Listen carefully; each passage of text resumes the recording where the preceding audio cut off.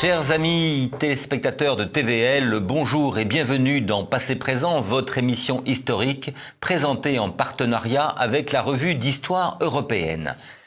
Savez-vous quelle est la capitale du San Theodoros ? Où se situe la Palombie ? Qui dirige le Wurtemberg ? Ou encore, qui a commis le dernier coup d'État au Costa Verde ?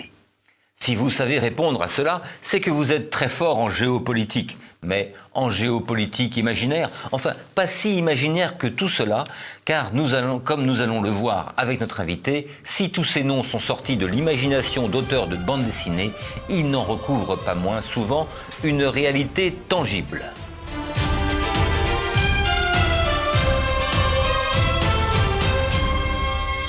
Jean-Claude Rollinat, bonjour. Bonjour Guillaume. Merci d'avoir accepté notre invitation. Alors, est-il utile de vous présenter à nos téléspectateurs ? Je crois que c'est la 3e ou 4e fois que vous venez sur ce plateau avec moi. Avec vous, oui. Et alors, les deux dernières, c'était pour nous parler des États éphémères ou disparus, puis ensuite des États grands comme des mouchoirs de poche. Tout à fait. Donc des sujets qui ont fait l'objet de livres éponymes, tous parus aux éditions du Alpha.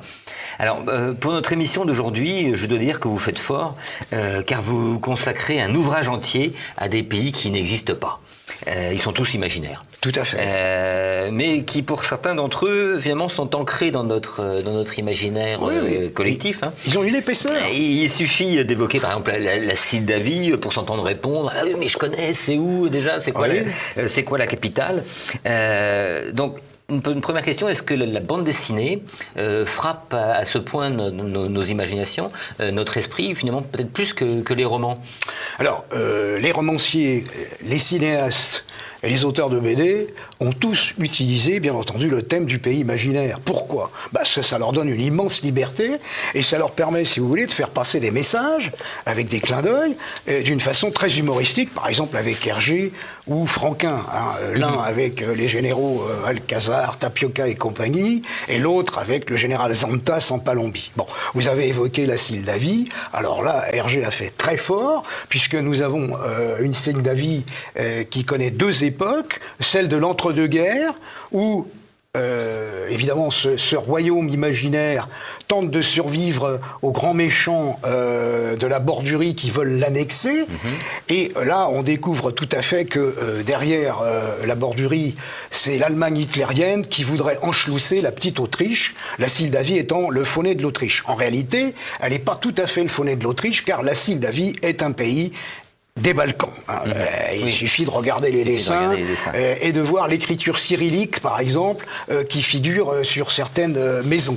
Et puis aussi des minarets. Donc on est en Albanie et le roi de Moldavie, c'est la décalque du portrait du roi Zog Ier d'Albanie. Il a le même costume et les mêmes moustaches. Mais est-ce que c'est propre à la bande dessinée de nous frapper comme ça, plus, quand je disais tout à l'heure, plus que les romans ?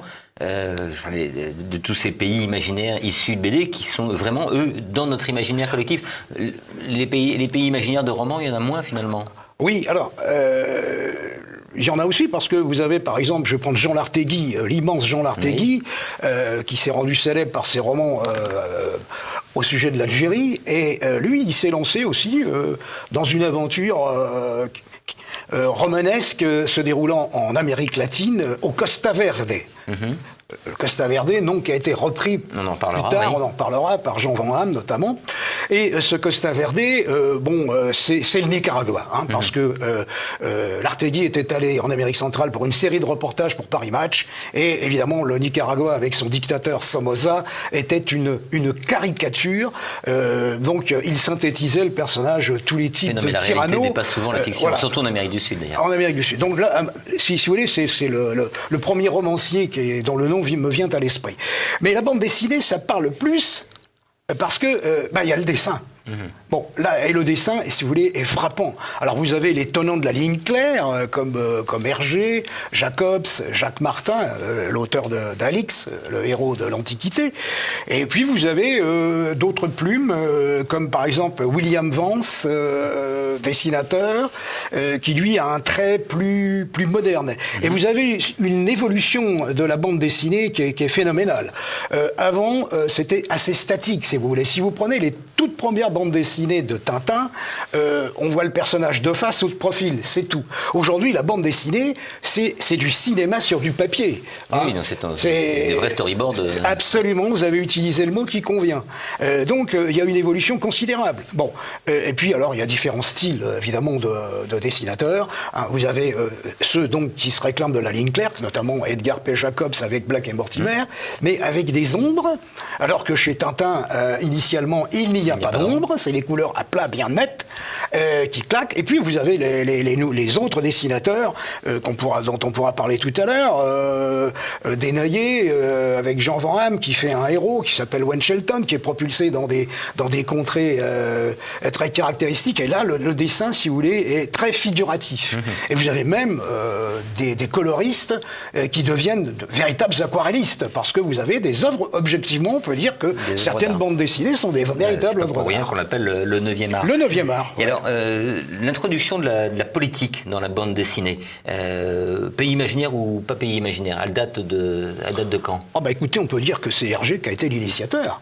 Bon, Hergé était dessinateur au Petit 20e, qui était un journal catholique belge paraissant avant-guerre, et il est évident qu'il y a des messages qui ont été... J'ai évoqué tout à l'heure la Sildavie. La Sildavie, première époque, c'est le petit pays qui va être écrasé par le méchant voisin. Mais quand on prend la Sildavie, deuxième époque, qui est sortie dans les années 50, en pleine guerre froide, eh bien, la méchante Bordurie, elle a toutes les caractéristiques de l'Union soviétique. C'est frappant. Vous avez, par exemple, le dictateur de cette Bordurie, c'est le maréchal Plexiglas. Et si vous voulez, Hergé l'a caricaturé d'une façon tellement évidente qu'on voit tout de suite que c'est Staline, car l'emblème général de la Bordurie, ce sont les moustaches. Alors vous avez le parti moustachiste, et vous avez la statue en plein centre d'une grande place de la capitale, Zohod. Vous avez une statue, on dirait que c'est Staline, vous voulez, bon, c'est frappant. Donc il y a une dénonciation de l'impérialisme communiste au travers de cette méchante Bordurie, qui d'ailleurs n'a qu'un objectif, c'est dominer le monde. On le voit dans l'histoire. Et alors les gentils seraient plutôt les Sildaves, qui essaieraient d'empêcher évidemment que leur méchant voisin atteigne ses objectifs. Hergé avait moins pris de gants finalement avec Tintin chez les soviets. Alors c'est un dessin déjà assez primitif à l'époque. Oui. Et assez simpliste, hein, vous l'avez dit. Oui, vous venez de le dire. Et c'est vrai que alors là, c'est direct, c'est de l'anticommunisme primaire, basique, mais alors après, c'est un petit peu plus subtil, heureusement, quand même. Bon. Et alors, on remarquera que le trait, le dessin de Hergé a considérablement évolué. Et il s'est amélioré, évidemment, d'album en album. Et puis, il s'est adjoint aussi des équipes complémentaires. Bon, et il a utilisé Edgar P. Jacobs pour dessiner des décors, ainsi que Bob de Moor pour dessiner des véhicules. Bon, il y a eu plusieurs éditions de certaines bandes dessinées. Prenez par exemple, vous avez eu Tintin au pays de l'or noir. Eh bien, vous avez une deuxième édition de l'original. Dans l'original, Tintin est propulsé en Palestine. Et il est victime à la fois de l'Irgun. Alors là, c'est l'Irgun, hein. On tourne pas autour du pot. On désigne bien l'Irgun, qui était un mouvement terroriste sioniste en Israël. Et puis vous avez les Arabes, si vous voulez, qui sont hostiles à l'Irgun, les uns et les autres tentant d'enlever Tintin pour leur but. Bon. Et puis, des années plus tard, c'est redessiné. Ouais. Et là, la Palestine disparaît. C'est le Kemed. Un pays arabe imaginaire, totalement inventé. Alors, ce Kemed, c'est le faux-né de plusieurs pays. On voit à un moment donné dans Coq en stock, Tintin a essayé de rejoindre l'émir Ben Kali Shehzad qui a été déposé. Et là, il y a un clin d'œil, ça me fait penser tout de suite à l'imam El Badar du Yémen qui avait été déposé par les militaires et qui s'était réfugié dans des grottes, dans des canyons inaccessibles. Et là, son héros, son ami, l'imam Ben Kali Shehzad, il est réfugié effectivement dans un canyon et on voit presque le monument de Petra. Oui. Bon, presque. Presque le monument de Petra. Bon, j'ai eu la chance d'y aller, et donc j'avais presque l'image de coq en stock à la main et pour comparer. Or, on pourrait dire, tiens, c'est en Jordanie. Eh bien non, ce n'est pas la Jordanie. Le Kemet, c'est autre chose. C'est un pays qui produit du pétrole. La Jordanie n'en produit pas. Alors, de toute façon, c'est une caricature de monarchie moyenne-orientale. Et alors là, on se régale, bien entendu, avec la poursuite de l'émir Babel-Er qui renverse Ben Khalil-Shezab, lequel reprend la main, etc., etc. Alors, un des albums, donc, outre Tintin chez les Soviets, qui n'a pas fait scandale, mais quand même qui a été censuré pendant très longtemps. Il y en a un autre qui est assez polémique, qui se passe encore une fois, je suis désolé, mais dans un pays réel, mais je voudrais en parler, c'est Tintin au Congo. Ah, polémique, oui, bien polémique, sûr. Mais alors, est-ce que vous savez comment Tintin au Congo, finalement, est perçu au Congo ? Alors, je pense que en République démocratique du Congo, car il s'agit du Congo belge, bien entendu, c'est pas le nôtre, c'est pas celui de Brazzaville, Tintin, dans cet album, évidemment, arrive dans un pays africain. Il faut jamais juger, si vous voulez, une situation politique ou historique avec les lunettes contemporaines. Bien évidemment. Il faut se plonger dans l'époque. Or, Tintin est paternaliste. Tintin protège le faible. Tintin protège les petits noirs contre les méchancetés de certains colons. Et à tort, des Zaïrois, avant que le Congo ne s'appelle RDC, République démocratique du Congo, je me demande ce qu'est la démocratique, peu importe, certains Zaïrois, installés en Belgique d'ailleurs, ont tenté d'interdire la vente de Tintin au Congo. Et album qui n'a pas été redessiné, j'insiste dessus. Il est dans son jus d'époque, où effectivement les Noirs sont infantilisés. Mais Tintin est un justicier. Il protège la veuve et l'orphelin. Il défend les Noirs qui sont opprimés. Et vous me posez la question de savoir si ça passe bien au Congo, enfin en RDC, j'aurais tendance à vous dire oui. Ce sont les Congolais exilés en Europe qui taxent de racisme primaire ce type d'album. En réalité, ça passe mieux sur place, parce qu'évidemment, c'est amusant. Alors évidemment, on leur prête un langage très primitif, mais, encore une fois, Hergé a pondu ce bouquin avant-guerre. Avant-guerre, on n'avait pas le même regard, nous, Européens, sur l'Afrique qu'aujourd'hui. Et ça, il faut... Or, heureusement, la justice belge n'a pas donné raison à ceux qui voulaient interdire la vente de Tintin au Congo. Alors, autre album de Tintin où les méchants ont changé, c'est l'Étoile mystérieuse. Oui, l'étoile mystérieuse, on peut comprendre pourquoi, parce qu'à l'époque, effectivement, et vous savez d'ailleurs qu'Hergé a eu quelques petits problèmes à la Libération, les méchants, à l'époque, étaient quand même très caricaturés, et disons-le, derrière le méchant qui veut contrecarrer l'expédition du bateau l'Aurore pour retrouver le fameux aérolithe qui est tombé dans l'océan, on voit, même si... C'est le juif caricaturé d'avant-guerre, vous voyez, tel que l'antisémitisme voulait propulser cette image. Une image, objectivement, qui nous est odieuse. Et son bateau bat pavillon américain. Et ce bateau, oui, le Perry bat pavillon américain. Alors, ça change complètement dans la nouvelle édition. On parle du Sao Rico, un pays totalement imaginaire, qui n'a aucune consistance d'ailleurs, avec un tout autre drapeau. Et là, effectivement, tout relent d'antisémitisme a disparu. Bon, alors là encore... Ça peut choquer, ça nous choque, nous. Mais à l'époque, ça choquait moins, parce que c'était dans l'air du temps. Aujourd'hui, il y a autre chose qui est dans l'air du temps. Exactement. Autre temps, autre mœurs.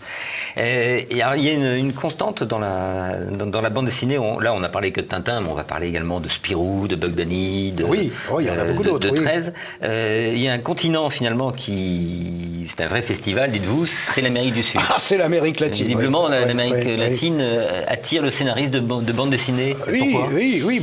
Écoutez, en Amérique latine, vous avez les paysages. Vous avez le choc des civilisations. Et vous avez des figures très très caricatural, si vous voulez. Alors, bon, vous avez des figures de dictateurs emblématiques. Donc, alors on a parlé, vous savez, on parlait des généraux mexicains, entre guillemets, en rigolant, en disant c'est l'armée mexicaine. Effectivement, fut un temps où, pendant la révolution mexicaine de 1910, le moindre chef de bande était général. Et même à une époque, on a constaté qu'il y avait 1500 généraux pour une armée de 55 000 hommes. Bon, en Bolivie aussi, il y avait une petite armée de 2500 hommes et il y avait pas moins de, si je ne m'abuse, 200 ou 300 officiers supérieurs. L'armée du Guatemala des années 60, qui comptait 13 000 hommes, avait 600 colonels. Et les mauvaises langues disaient, si un alligator ou un caïman bouffait un colonel, on s'en apercevrait pas. Donc, si vous voulez...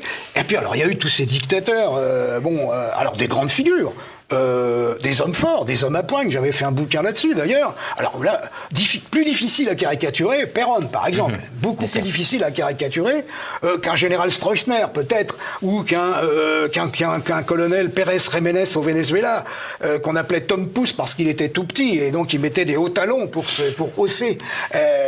son homologue de République dominicaine, Rafael Leonidas Trujillo, l'homme qui testait ses ministres en couchant avec leurs femmes pour voir s'ils avaient la capacité de résister. Vous imaginez un peu le type de personnage odieux. Lui aussi était de petite taille et mettait des talonnettes pour se rehausser. Bien, vous avez eu les Somoza, une dynastie, de père en fils, au Nicaragua. Et puis la Bolivie aussi, pays recordman des coups d'État, avec une succession de colonels et de généraux qui poussaient le précédent pour prendre la place et qui à son tour étaient évacués. Alors parfois ça se passait bien, parfois ça se passait mal. Il y en a un, Gilberto Villarroel, qui a terminé sa carrière pendu à un réverbère devant son palais. Voilà. Alors il y a des coups d'État plus pacifiques que cela. Mais tout ça est pain béni pour Hergé d'abord. Absolument. Alors Hergé, donc on a ce personnage qu'on retrouve, je crois, dans 3 albums. Alors le général Alcázar, on le voit dans plusieurs albums. On le voit, d'abord, il apparaît quelque temps après la guerre entre la Bolivie et le Paraguay, c'est la guerre du Chaco. Et alors là, il en a fait la guerre du chapeau. Alors, il propulse Tintin dans un pays d'Amérique latine, dans l'album L'oreille cassée, à savoir la République du San Teodoros, où, suite à de nombreuses péripéties, farfelues bien sûr, et amusantes, il devient colonel. L'aide de camp d'Alcázar. L'aide de camp d'Alcázar. Et puis il y aura des retournements de situation, et le San Teodoros va déclarer la guerre au Nuevo Rico, dont le président est le général Mogador. D'ailleurs, le capitaine Haddock, bien plus tard, parlera du général Alhambra. Bon. C'est assez amusant. Donc, il est très caricatural, Alcázar. On le retrouve dans Les 7 boules de cristal, où, évidemment, son triste sort de dictateur s'est terminé. Il est devenu un lanceur de poignards dans un music hall. Bon. On va le retrouver aussi plus tard dans Coq en stock, où il va rencontrer tout à fait par hasard Tintin au coin d'une rue, et parce que Alcázar est en chasse pour acheter des avions de combat, notamment des Mosquito, qui est un avion britannique de la Deuxième Guerre mondiale. Et on le retrouve, in fine, dans, évidemment, Tintin et les Picaros, où alors là, il a un rôle très important. Et là, Hergé s'amuse, parce que, évidemment, c'est toujours le dualisme.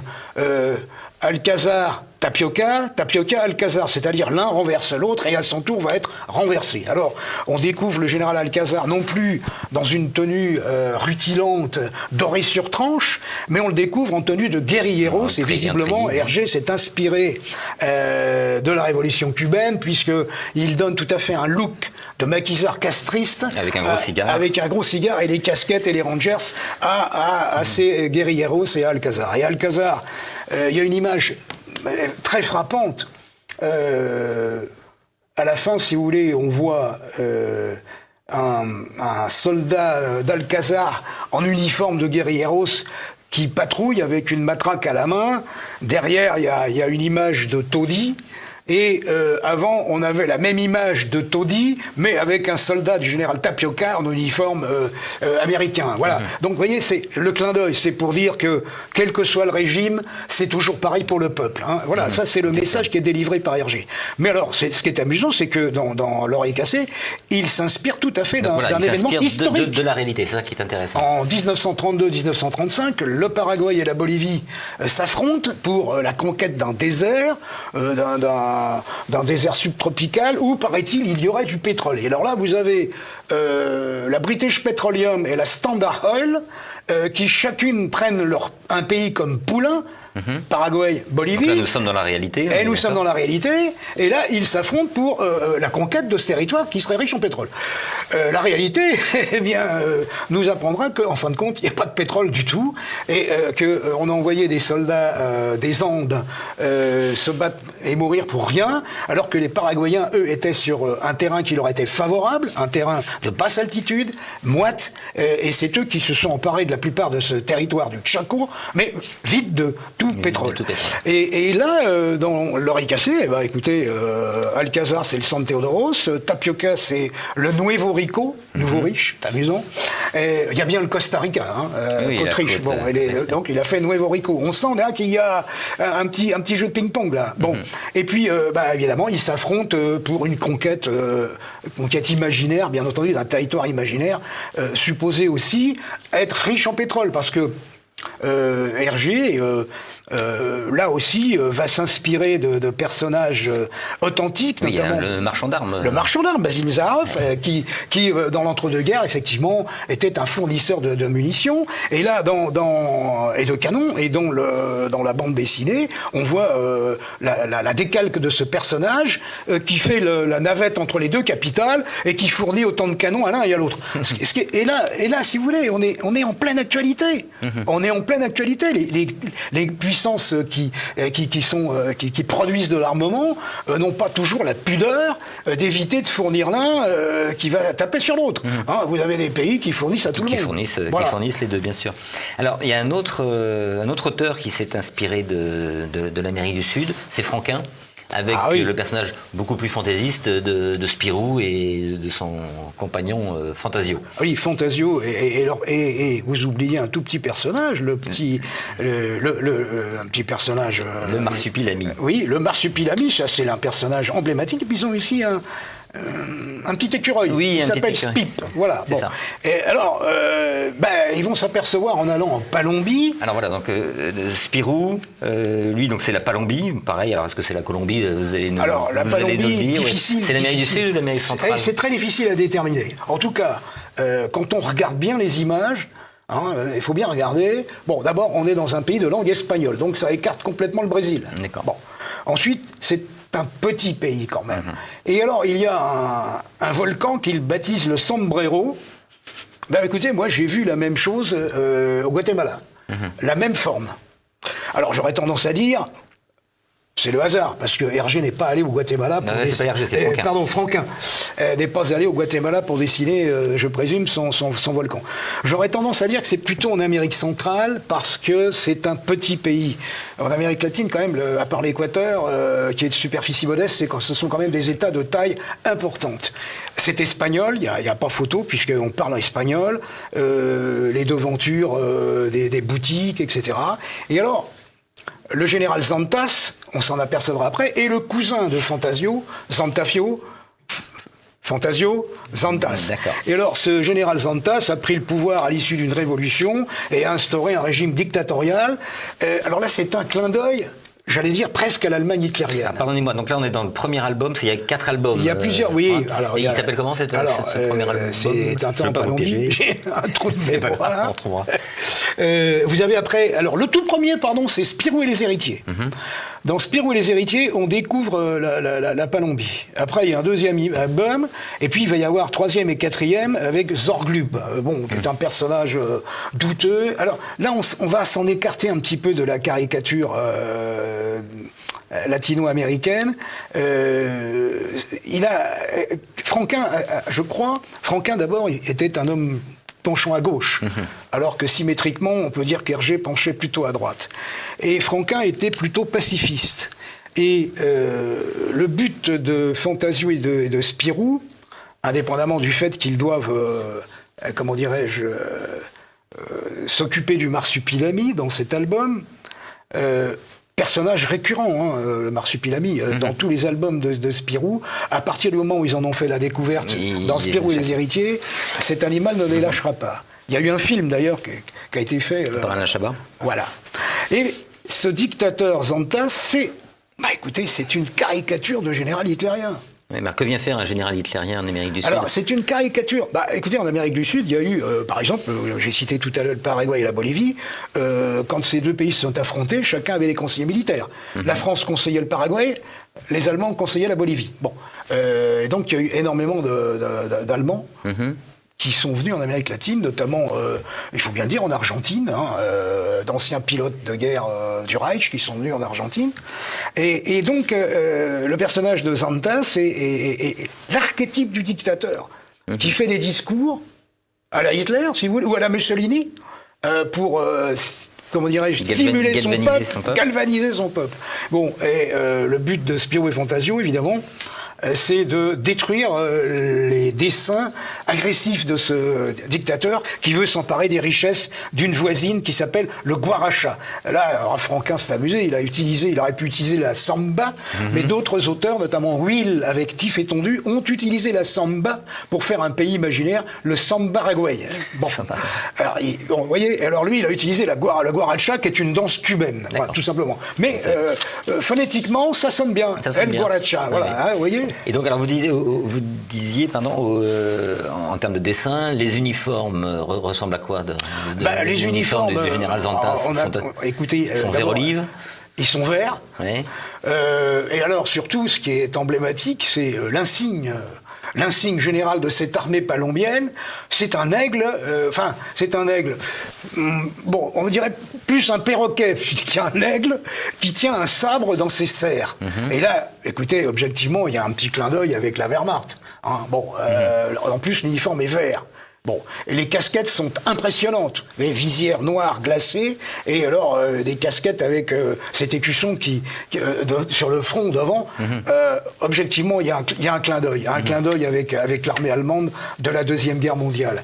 Et on sent que cette volonté impérialiste du général Zantas, c'est la volonté impérialiste d'Hitler ou de Mussolini, transposée en Amérique latine. Parce qu'en Amérique latine, il y a eu beaucoup de dictateurs, mais jamais ils n'ont eu la prétention ou l'ambition de pouvoir coloniser leurs voisins. D'accord.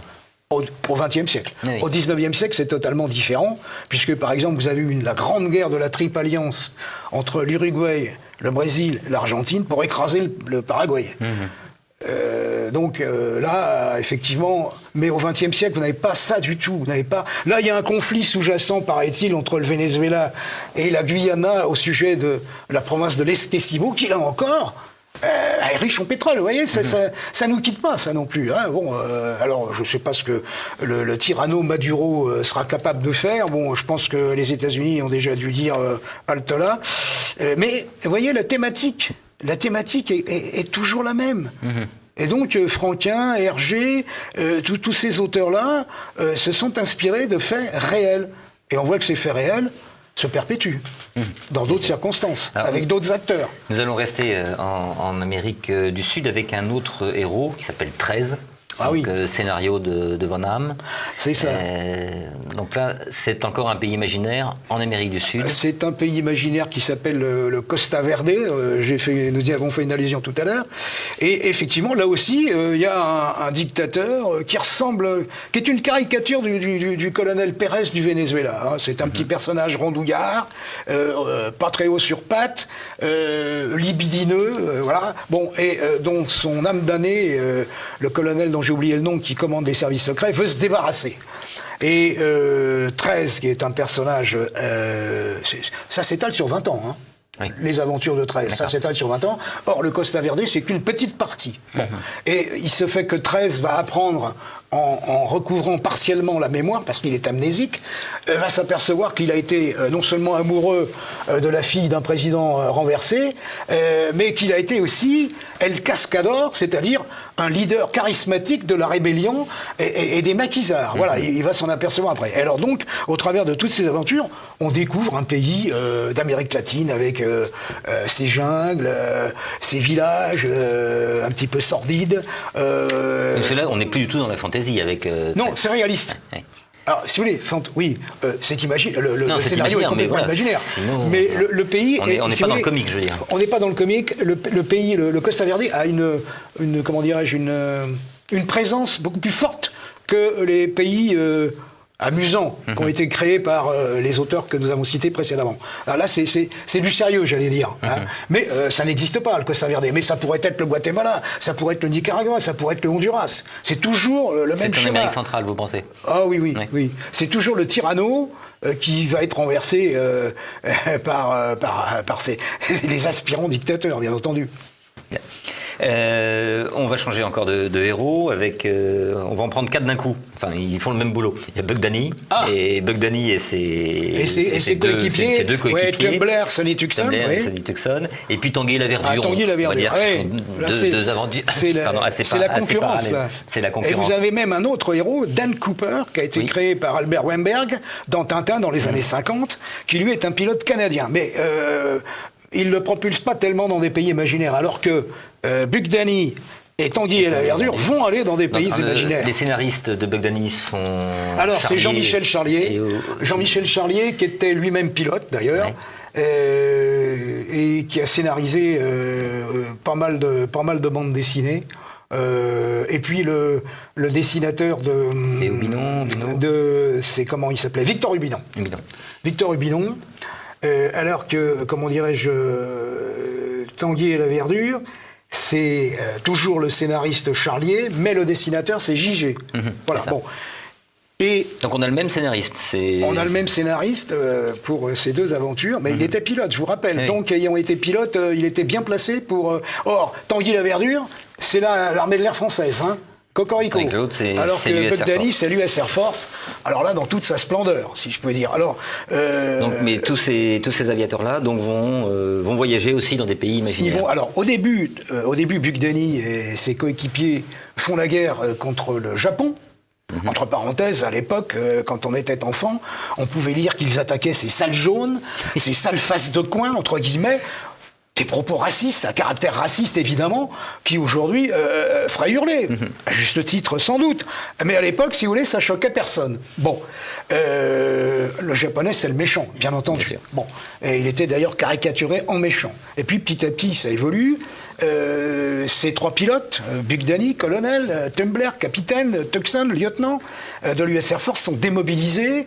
Et alors, ils cherchent un job et ils vont être embauchés comme pilotes de transport pour une compagnie véreuse qui exerce ses talents au Moyen-Orient. Et là, ils vont vivre des aventures dans le cadre de l'émission, de l'édition Les Gangsters du pétrole, etc. Ils vont aller dans le sultanat des Oulaïs. Et là, où ils vont vivre des aventures fameuses et évidemment s'en sortir toujours intacts. Bon. Mais après, ils vont être propulsés dans des pays réels, dans des missions réelles, au sein de l'US Air Force, mais on va les propulser aussi dans des pays imaginaires. Alors, je prends donc toujours Buck Danny. Il va aller notamment au Ventan, qui est un pays d'Asie du Sud-Est, qui a un roi au pouvoir, qui est menacé par une rébellion, qui est aidée par l'ennemi récurrente de Buck Danny, Lady X, qui est une femme fatale, qui est caricaturée avec un fume-cigarette. Bon. Et curieusement, ce royaume du Ventan, alors là, je fais appel à vos connaissances. Vous savez sans aucun doute que Vientiane est la capitale du Laos, que le Laos est un royaume, et qu'à côté, il y a un grand pays communiste, le Vietnam. Donc vous avez voilà. Bon, ils n'ont pas été chercher très loin leur inspiration. Et donc, la mission de ces pilotes qui sont prêtés par l'US Air Force, c'est de sauver la monarchie de ce petit pays d'Asie du Sud-Est contre les méchants. Alors là aussi, il y a un faux nez. Car les rebelles, on pense tout de suite aux communistes du Pathet Laos, si c'est le Laos. Bien entendu. Bon. Et le roi nous fait penser à l'ancien roi Sisavangvatana du Laos, avant qu'il soit renversé par les communistes. Et puis... je crois qu'ils vont aussi en Amérique du Sud, non? Ils vont en Amérique du Sud. Ils vont en Amérique du Sud. Tonnerre sur la Cordillère. Là aussi, il y a un méchant général. Ils sont au San Bolivar. Pardon ? C'est au San Bolivar le pays, non? Oui, et non, le San Bolivar, c'est une autre aventure. C'est une autre aventure, c'est le Managua. Le Managua. Et alors, ils ne se sont pas cassés la tête, là, hein, parce que là, ils ont pris le nom de la capitale du Nicaragua. Oui, alors ça, vraiment, ils n'ont pas été chercher loin. Ils n'avaient pas l'imagination fertile. Bon, peu importe. Alors, ce Managua, là aussi, un dictateur, qui pourrait être le portrait du général Noriega au Panama. Noriega était non pas officiellement président, mais c'était l'homme fort. C'est lui qui tirait les ficelles, et c'était le patron de la drogue. Et là, dans cette aventure Tonnerre sur la Cordillère, au Managua, le président, dont j'ai oublié le nom, c'est un trafiquant de drogue, et donc les héros de l'US Air Force vont être chargés de, bien entendu, déboulonner ce personnage, qui est soutenu, là aussi, par Lady X. On retrouve cette femme maudite, si vous voulez, d'une aventure à l'autre. Et Tanguy la Verdure, eux, Alors, Tanguy la Verdure, c'est totalement différent. Rapidement. Ils apparaissent, comment dirais-je, dans un pays d'Amérique latine aussi, avec un problème de minerais riches dans une province voisine, et ce pays a une aviation, bien entendu, et Tanguy et la Verdure sont affectés aux pays voisins pour constituer une aviation avec des Mirages 3, pour permettre à ce pays qui est menacé d'annexion à cause des minerais riches dans sa province du Torreón, et ils vont donc affronter l'aviation du voisin. Et alors, il y aura évidemment quelque chose d'amusant. Pour les spécialistes de l'aéronautique, ils diront c'est pas possible, mais pour celui qui n'est pas très spécialiste de l'aviation, le Mirage est un avion Delta et le Saab Draken suédois est un avion Delta. Et je mets à quiconque à de loin de pouvoir distinguer au premier coup d'œil la différence. Or, il se fait que ces Saab Draken sont pilotés par des pirates au service du méchant dictateur et qu'ils vont bombarder volontairement un barrage de ce pays-là pour pouvoir accuser les Mirages du pays voisin piloté par les Français. Voilà l'intrigue. Et donc, Tanguy la Verdure, comme chacun peut l'imaginer, s'en sortiront vivants. Bien. Alors, on va revenir en Europe. Oui. Il y a un autre pays dont le nom m'a bien amusé, c'est le Bretzelburg. Ah Bretzelburg, c'est... Alors, les aventures de qui, le Bretzelburg? Alors là, c'est Spirou et Fantasio. Et là, vous allez, on retrouve encore, j'allais dire l'obsession, non, l'intérêt de Franquin pour dénoncer des pays à caractère germanique, je veux dire, alors c'est grotesque, c'est caricatural, mais c'est très amusant. Le Bretzelburg, ça pourrait être quelque chose comme le Vorarlberg ou le Liechtenstein, voyez-vous, puisqu'ils prennent un train pour aller à Zurich, et puis ils vont dans ce pays-là pour défendre Ladislas, qui est le petit roi, qui en fait est le prisonnier d'un méchant général, personnage très amusant, qui a une double casquette, puisque en même temps, il est le conseiller d'une principauté à caractère italien, voisine de ce Bretzelburg. Alors le Bretzel, vous voyez tout de suite l'amusement, Bretzelburg. Bon, voilà. Et les gens du Bretzelburg sont malheureux. Les autobus, écoutez, n'ont plus de carburant pour fonctionner. Ce sont donc les passagers qui pédalent pour faire avancer l'autobus. La bière n'est plus une bière de qualité, alors que c'est un pays traditionnellement producteur de bière et buveur de bière, à un point tel que dans les armoiries, vous avez comment dirais-je, un tonneau de bière. Qui tient une chope, oui, un aigle qui tient les chopes. Bon, petit coup d'œil. Et l'armée de ce pays, alors là aussi, comme en Palombie, c'est curieux, casque allemand très caricaturé, parfois même casque à pointe, et puis tenue verte olive, vert comme la Wehrmacht, voilà. Et ce méchant général qui est à la fois conseiller du petit royaume à côté et en même temps conseiller du roi Ladislas, évidemment tire les ficelles des deux pays. Parce qu'à chaque fois qu'il passe d'un pays à l'autre, évidemment, il change de costume et il change de visage. Voilà, bon, ça c'est l'astuce de Franquin. Et en fin de compte, ça va bien se terminer puisque le roi Ladislas va épouser la princesse du pays d'à côté. Mais alors, il y a toute une aventure amusante. Et franchement, là, vous êtes au Tyrol, vous êtes au Vorarlberg, vous êtes dans un pays germanique. Là, il y a vraiment, franchement, j'allais dire, il n'y a pas photo. Mais si, il y a photo, c'est évident. Les maisons c'est vraiment le décor germanique parfait. Alors, voilà. Mais et là aussi, comme avec, comment dirais-je, la Palombie, il dénonce, comment dirais-je, le caractère dictatorial, j'allais dire, des pays germaniques d'une certaine époque. D'une certaine époque. Alors, ce qui est bien dans votre livre, il est intitulé Géopolitique des pays imaginaires, mais également de guide touristique. Oui. Alors, ce qui est intéressant, vous parliez des paysages tout à l'heure, c'est qu'effectivement, ces dessinateurs-là, que ce soit Hergé, Bugdani, Hubinon, Victor Hubinon, ou Franquin, sont attachés effectivement à reproduire des paysages cohérents par rapport aux pays imaginaires. Et vous-même dans le livre, vous nous proposez d'aller manger dans tel ou tel restaurant que l'on peut voir apparaître. Écoutez, vous avez par exemple dans le Sceptre d'Ottokar, vous avez un restaurant Sildave qui s'appelle le Clove. Et Tintin y va d'ailleurs, et il est horrifié quand il voit qu'on mange du gigot de chien. Et alors il appelle son chien Milou. Et évidemment, il est très angoissé. Bon, donc, mais ça c'est rien. Mais vous avez un autre héros, par exemple, créé par Jacques Martin, qui est le journaliste Lefranc. Il l'envoie au San Larco, qui est une petite principauté.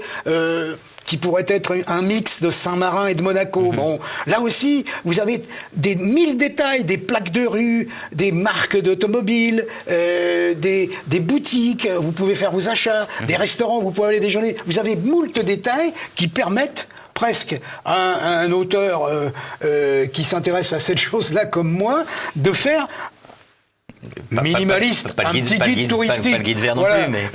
je veux pas dire que ça peut être la décalque d'un guide touristique de grand niveau, mais on trouve, et chez Hergé aussi, enfin chez tous les dessinateurs... Donc il y a vraiment une volonté également de documentation. De documentation, oui. Et de préparation. C'est-à-dire, il faut, si vous voulez, pour intéresser le lecteur, il faut de l'imaginaire, mais il faut que cet imaginaire soit issu du réel aussi, pour que ça soit crédible. Bon, vous avez beaucoup de pays fantaisistes, mais ça tient pas la route. Tandis que les pays qui ont été créés par les auteurs que nous avons évoqués, ils tiennent la route, en ce sens qu'ils sont représentatifs réellement de pays qui existent. Voilà, traités d'une façon humoristique, toujours. Bien sûr. Mais à tel point que parfois, j'allais dire, la fiction rejoint la réalité. Vous me racontiez avant l'émission un canular monté par un journaliste de l'Action française.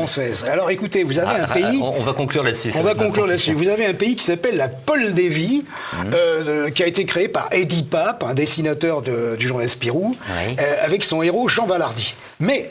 il y a eu une Moldavie qui existait avant, et imaginaire celle-là. Une Moldavie totalement imaginaire, comme celle d'Eddie Pape avec son héros.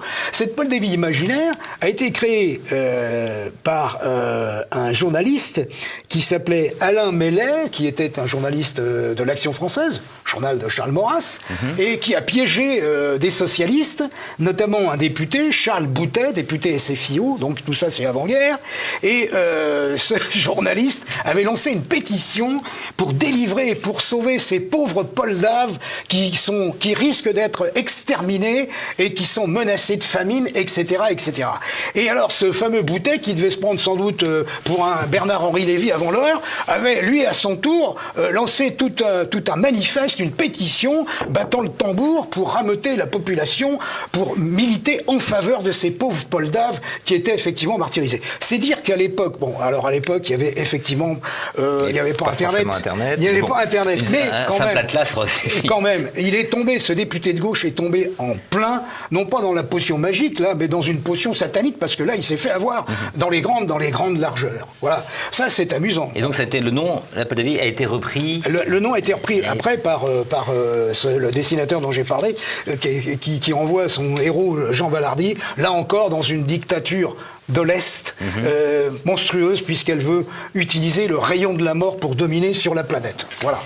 Bien, Jean-Claude Ruina, merci infiniment. Donc, je renvoie à votre guide touristique et géopolitique des pays imaginaires. Donc, c'est paru chez Du Alpha. Alors, je regrette, mais on n'a pas le temps. Mais allez, on va prendre 2 minutes encore. Il y en a un autre qu'on n'a pas évoqué, c'est Black et Mortimer. Ah, Black et Mortimer, oui. Edgar P. Jacobs propulse ces 2 héros dans... On va parler du pays de l'Asie. Le secret de l'Espadon. C'est l'album emblématique, le premier. Donc, vraiment très rapidement. Rapidement. Parce qu'on voit...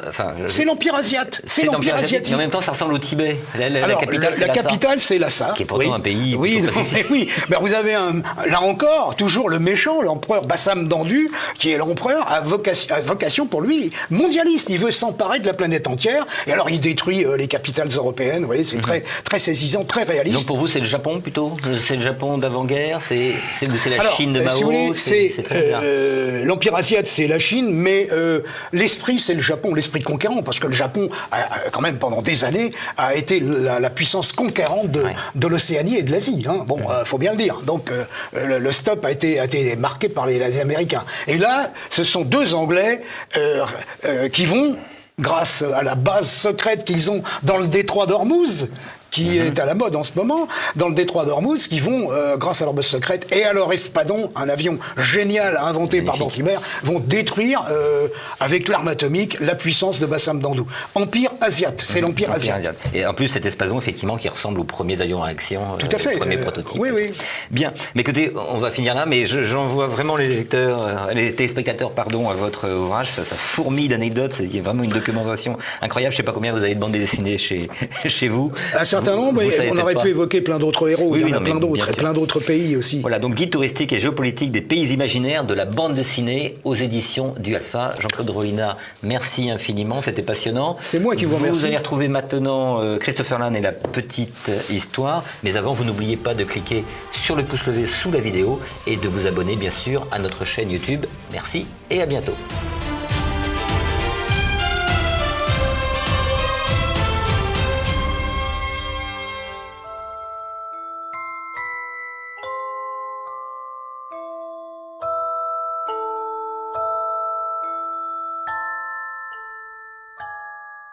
Ah, le Moyen-Âge. Vous savez ce qu'on dit sur le Moyen-Âge? Durant le Moyen-Âge, 1 million de sorcières furent brûlées pendant l'Inquisition. Vous savez combien d'erreurs contient cette phrase? 4. Et c'est ce que nous allons voir aujourd'hui. Voilà contenu dans une seule phrase des siècles de propagande anticléricale et ce qu'on pourrait appeler anti-Moyen-Âge, mais les deux sont liés. Alors premièrement, ça n'était pas au Moyen-Âge. Officiellement, je dis bien officiellement, car le Moyen-Âge est une période très floue. Ah oui, t'es marrant toi, ça dure 1000 ans quand même. Le Moyen-Âge prend fin en 1492. Et pour qui s'intéresse de près à la chasse aux sorcières, on se rend compte que dans la très large majorité, les bûchers ont été allumés de 1550 à 650, soit à la période moderne, la Renaissance. Mais vous savez, depuis les Lumières, le Moyen-Âge étant profondément chrétien, c'était forcément une période obscurantiste. Mais oui, le Moyen-Âge était rempli de croyances et de superstitions, et donc les gens forcément étaient pris dans leur peur, pauvres apeurés qu'ils soient, avant que Voltaire et ses amis ne viennent les éclairer. Le deuxième mensonge dans cette phrase ahurissante, c'est que le chiffre de 1 million est totalement fantasmatique. Si on s'appuie sur les travaux de tous les historiens qui ont travaillé sur le sujet, on arrive en gros à un chiffre compris entre 30 000 et 50 000 sorcières brûlées. Ce qui est déjà énorme, mais on est loin du chiffre multiplié par 20 qu'on nous donne habituellement. La troisième mystification, c'est que ce ne fut pas que des sorcières au sens féminin du terme. Si au début, évidemment, on brûlait des paysannes à la campagne, les choses ont changé, surtout lorsque la chasse aux sorcières va s'installer en ville et que c'est les femmes qui vont devenir bourreaux. Évidemment, la très large majorité de la chasse aux sorcières sont des femmes, ça personne ne le conteste, mais pas que, il y a eu aussi des homosexuels, des gens du voyage, etc.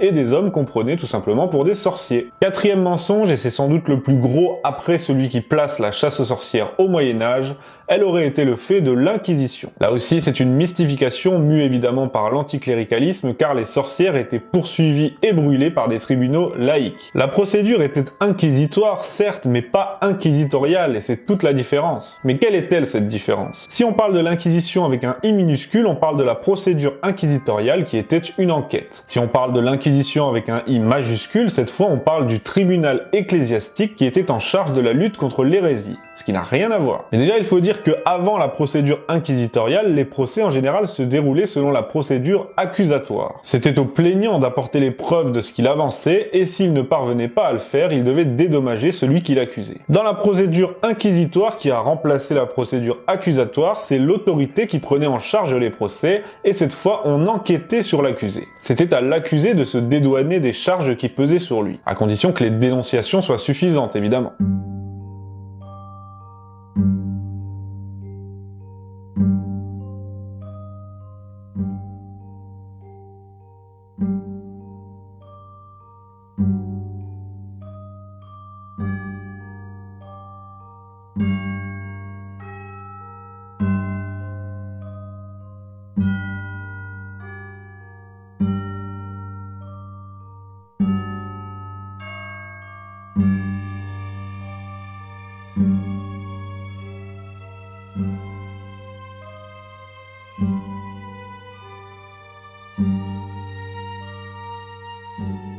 Pour en revenir à nos moutons, ce sont bien les tribunaux laïcs qui jugeaient les présumées sorcières, et justement l'intervention de l'Inquisition dans ces affaires aura plus servi à épargner aux accusés la fureur populaire dont elles étaient l'objet, car c'est bien de la fureur populaire dont elles étaient victimes. L'Église a donc requalifié en hérésie ce qu'on prenait pour de la sorcellerie, et a donc tenté de convaincre plutôt que de punir sauvagement. Et de toute façon, tout ce qu'on connaît sur l'Inquisition et ce qui a été repris par tous les historiens et tous les philosophes viennent de ce monsieur Étienne de la Motte-Langon, qui a inventé tout un tas de choses sur l'Inquisition. Pour lui, par exemple, la chasse aux sorcières est la suite logique de l'Inquisition menée à l'encontre des cathares. L'Église, s'étant débarrassée du problème cathare, aurait ensuite concentré son énergie sur les sorcières, comme ça, pour le plaisir. Des accusations qui ont été reprises par Michelet et toute la fine équipe, quoi. Michelet qui est d'ailleurs l'inventeur d'un mythe persistant sur le Moyen-Âge qui est le droit de cuissage, mais ça mériterait un sujet entier. Et pour savoir précisément tout ce qui a été dit et surtout inventé sur le Moyen-Âge et qui est derrière tout ça, je vous renvoie au livre de Marion Sigaud,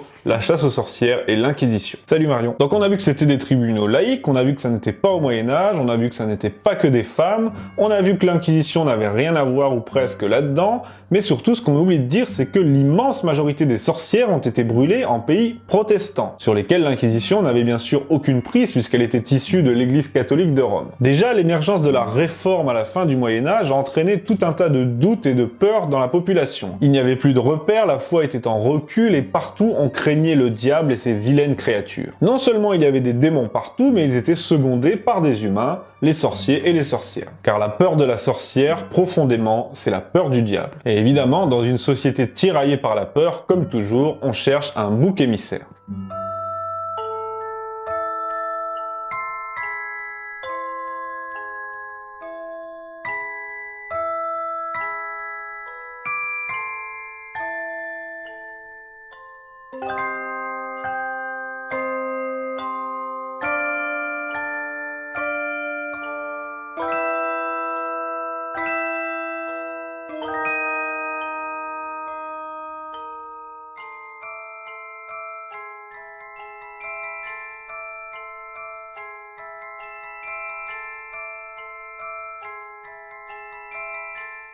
Pourquoi ce fut plus l'affaire des pays protestants plutôt que les pays catholiques ?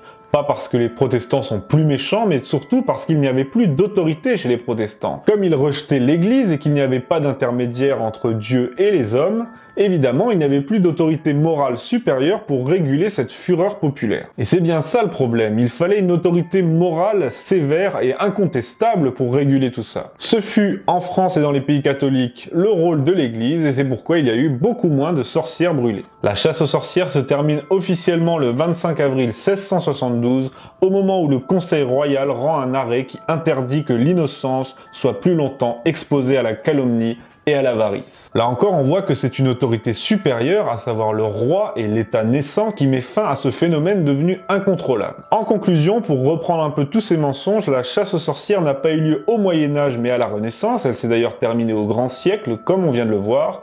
Elle a été l'œuvre de tribunaux laïques et elle a concerné majoritairement des pays protestants qui était dépourvu de l'autorité de l'Église susceptible d'arrêter tout ça. Ce qu'il importe de comprendre aussi, c'est que la chasse aux sorcières et la peur du diable fut avant tout la conséquence de la perte du sentiment religieux et non pas de son excès. Le problème, c'est qu'aujourd'hui encore, toutes ces idées reçues sont tenaces et demeurent sur le Moyen-Âge. D'ailleurs, dans les années 70, sur l'impulsion des 68 arts, on leur dira jamais assez merci, on a accolé aux sorcières une image de femmes libres et indépendantes, oppressées par la tyrannique Église. Bon, ça, c'est même pas la peine d'y répondre, quoi. Merci à tous d'avoir suivi ce nouvel épisode de La Petite Histoire. Je vous dis à bientôt pour de nouvelles aventures et de nouvelles démystifications sur TV Liberté.